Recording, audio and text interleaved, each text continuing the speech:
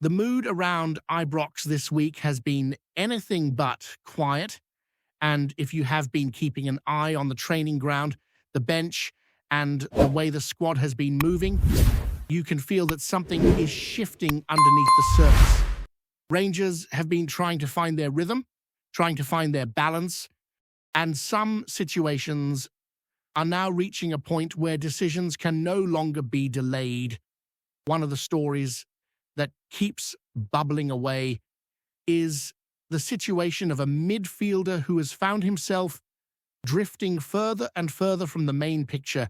There was a time when he was seen as a useful option, someone who could offer control and energy in the middle of the park.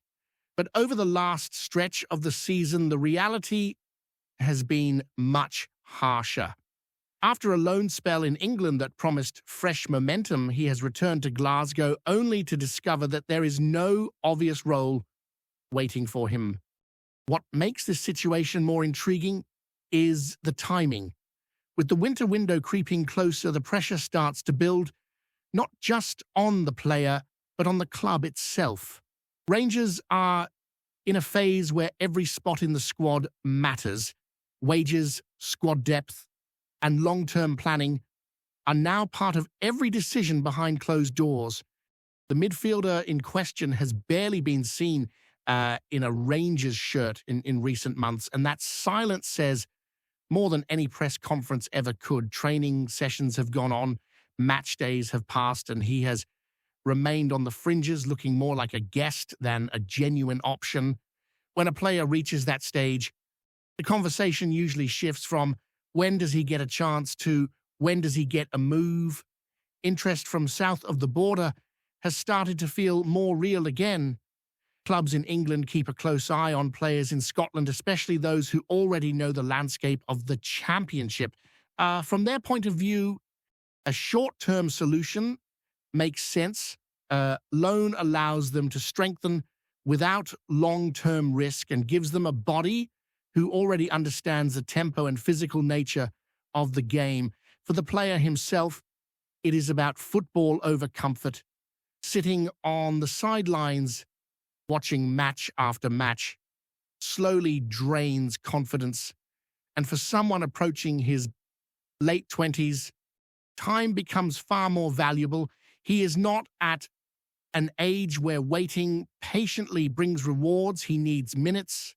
He needs responsibility. He needs to feel trusted again. From the Rangers' perspective, though, the situation is much more delicate. Another loan move looks neat on the surface, but it opens up bigger questions internally. What is the actual plan? If there is no future for him in a blue shirt, does it really make sense to keep sending him away on temporary deals? Sending a player out does not solve the long-term issue of squad structure. It does not free the club fully from financial responsibility, and it does not bring in funds that could be reinvested. It simply delays the decision, kicking it further down the road while the squad continues to evolve without clarity. Rangers have been trying to become more ruthless in how they shape the group, and ruthless decisions are always uncomfortable. There is also the human side of this story that often gets overlooked. Football fans see names on team sheets and performances on the pitch, but behind that is a player who has packed bags too many times, moved cities, learned new dressing rooms, and tried to settle into systems that never quite felt like home. Glasgow can be unforgiving for those on the edge of the squad. Every training session feels like a test. Every game on television feels like a reminder of what is being missed. A possible return to England feels less like a step down and more like a chance to breathe again, to play again, to feel like a footballer rather than an afterthought. At the same time, Rangers are not sitting still in other areas of the pitch. The defensive side of the team has started to raise new concerns, even in matches where the scoreboard looks comfortable. A recent home performance ended with a convincing scoreline, and for large parts of the afternoon, Rangers looked calm and in control. The ball moved well, the tempo felt right, and there was a sense of authority that supporters have been desperate to see. But beneath that surface, frustration has been building around one particular figure at the back. It is a strange situation when a win still leaves supporters restless. But that is exactly where the feeling is right now. The defender in question has clear strengths. On the ball, he looks calm. He is capable of stepping forward, breaking lines with his passing, and starting attacks from deep. Statistically, he is often among the most involved players during matches, but football at this level is not judged solely on how comfortable you look in possession. The problems start when Rangers do not have the ball. Positioning, awareness, timing, and decision-making are what separate reliable defenders from liabilities, and this is where the concern lies. Too often, there are small moments of hesitation. Too often, space appears where it should not, and too often opponents sense that there is an opening to be exploited. Injuries have complicated everything. With other defensive options unavailable, the manager has had little room to rotate or experiment. When choices are limited, trust becomes a default rather than a reward. That is exactly what has happened. The defender keeps his place not because he has been flawless, but because there have been no realistic alternatives. Supporters understand the lack of options, but that does not make the mistakes easier to accept. Every lapse feels heavier. Every misjudged ball feels like a warning siren instead of an isolated moment. There is a young option inside the club who remains waiting for an opportunity that has not arrived. Last season offered small glimpses that suggested real potential. Composure, bravery, and a sharper sense of the local game were all visible when he was given minutes. This season, though, he has watched everything unfold from the sidelines. No starts, no late substitutions, no gradual introduction, just silence. For many fans, that silence feels louder with every match that passes.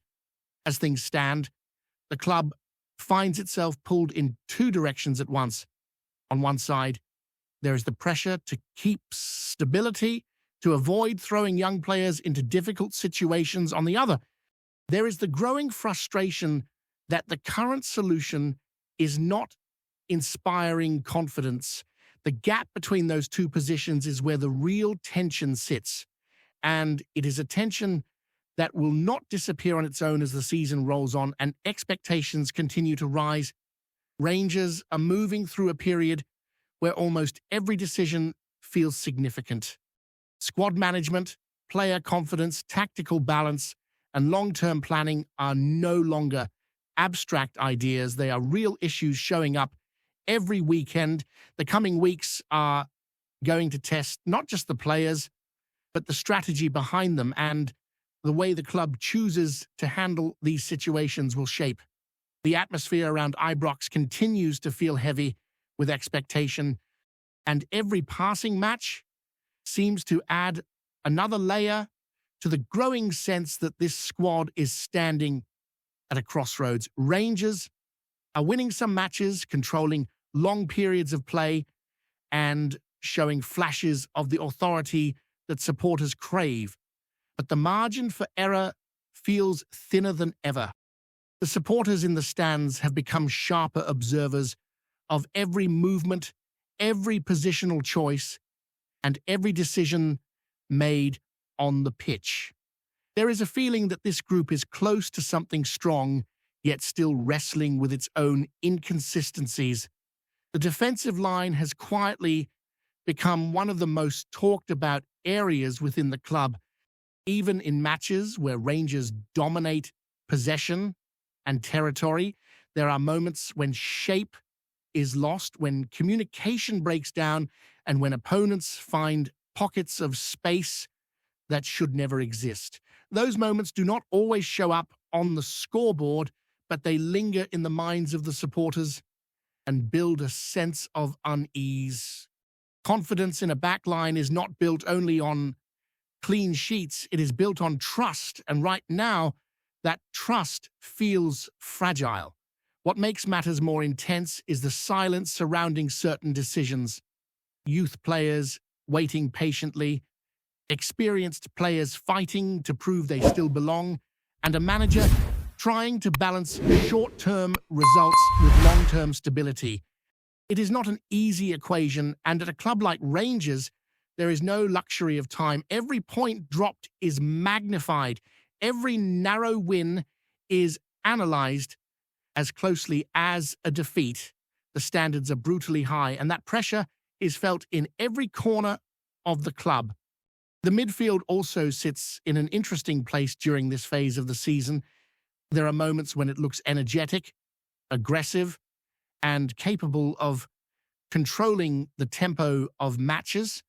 Then there are long spells where rhythm disappears, where simple passes become uncomfortable, and where the connection between defense and attack feels stretched. These are the gaps that top sides punish, and Rangers know it. The dressing room knows it. The coaching staff know it. Nobody inside the club is pretending otherwise. A big part of the frustration among supporters comes from the feeling that solutions exist within the squad but are not being tested. When a player struggles, patience can be given once, twice, sometimes more, but eventually questions start to form. Why not change it? Why not try something else? Why not give someone hungry a chance to step in and shift the energy? These are the thoughts that echo through the stands and across the wider fan base after almost every match. Supporters do not just want wins, they want to feel a sense of direction in the decisions being made.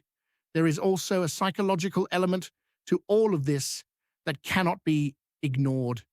Confidence in football is fragile. A single mistake can live in a defender's head for weeks. A missed chance can haunt a forward. A poor decision in midfield can break the flow of an entire performance. Right now, Rangers look like a side carrying a little too much weight on their shoulders. They are thinking as much as they are playing. The freedom that defined their best moments is there in flashes, but it has not become a constant feature of their game. Behind the scenes, the planning for the next transfer window never really stops. Conversations happen daily about who fits the project, who can be trusted in big moments, and who may be reaching the end of their journey at the club. Those conversations are not about emotion, they are about cold reality. Football at this level does not allow for sentimentality when results and standards are on the line. Players sense when things are shifting. They feel it in training, in team talks, and even in the small details like where they sit in the dressing room or how often their name is mentioned in tactical meetings. The supporters, of course, are not blind to any of this. They see when a player is struggling, they sense when confidence is draining, and despite the frustration, there remains a deep loyalty that never disappears. Expectations do not come from hatred or impatience. They come from belief, a belief that Rangers should always be strong, always be dominant, and always be feared. That belief is what creates pressure, but it is also what fuels the club. As the season continues to move forward, the big question is not just about individual names or positions, it is about identity. What kind of Rangers side is being built right now? Is it a team that plays safe, protects itself, and avoids risk? Or is it a team that trusts its players, embraces change, and pushes forward with conviction? Every selection, every substitution, and every tactical tweak feeds into that identity, whether consciously or not. There's still time for things to settle. There is still time for individuals to step up, for partnerships to form, and for belief to grow. But time at a club like Rangers always feels shorter than it actually is. The fixtures keep coming. The demands never ease, and the expectation that this team must not only win, but dominate is always present in the background. Inside the squad, there is a quiet understanding that the next few weeks could define the narrative of the entire season. Strong performances could restore confidence and unity. Continued uncertainty could deepen the doubts that are already beginning to surface. The balance is delicate, and that is what makes this period so intense for everyone connected to the club. The players will feel the eyes on them with every touch of the ball. The manager will feel the weight of every decision he makes, and the supporters will continue to watch, analyze, and hope, because that is what being part of this club has always been about. A constant mix of passion, pressure, pride, and the belief that things... Before we continue, make sure to subscribe to our channel and turn on notifications to get all the exclusive news about Rangers FC. Don't overlook any details about your beloved team. It's crucial for Rangers FC fans. The corridors at Ibrox have been buzzing with whispers that no fan dared to imagine. Danny Röhl, the Rangers manager, often praised for his tactical nous and cool demeanor, reportedly snapped behind closed doors, sparking a storm that set tongues wagging across Glasgow. Sources close to the club claim that Röhl, frustrated with internal dynamics, was overheard saying, "We've got two contaminating the squad, and I'm going to get rid of the pair." The comment, which has yet to be officially confirmed, has sent shockwaves through the squad and stirred speculation among supporters and pundits alike. Who are the mysterious duo? The club has remained tight-lipped, refusing to address the rumor directly, but insiders hint at a simmering conflict affecting team harmony. Some suggest it's a matter of attitude. Others whisper about off-field issues that have riled the manager. Whatever the truth, the suggestion that Röhl might take such drastic measures has already set social media alight, with fans divided between backing his apparent firmness and questioning the wisdom of disrupting squad unity mid-season. The Rangers faithful are no strangers to drama, but the idea of a manager publicly signalling a purge is something of a rarity in Scottish football. Pundits speculate that Röhl's frustration may be a sign of deeper tension in the dressing room, perhaps fueled by recent performances that failed to meet expectations. Others argue that it's classic Röhl, a high-intensity leader who demands total commitment and has little patience for those he perceives as undermining his project. Meanwhile, murmurs persist that the two players in question are influential figures, which would make any potential departures even more seismic.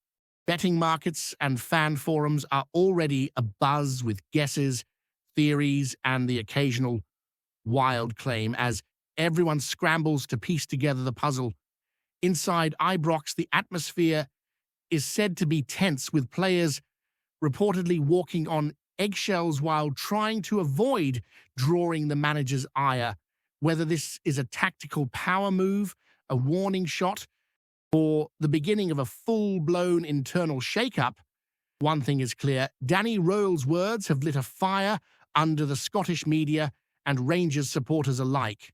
Until the club speaks, the rumour mill will keep grinding, and every whispered conversation in Glasgow will inevitably turn into headline fodder. Fans can only watch, wait, and speculate as the saga of two supposed contaminators unfolds in the shadows of one of Scottish football's most storied clubs. Greetings, fans. Make sure to hit that like button and subscribe to the channel, as it's greatly appreciated by Rangers FC. And don't forget to share your thoughts on the news in the comments section below. Until the next video, stay tuned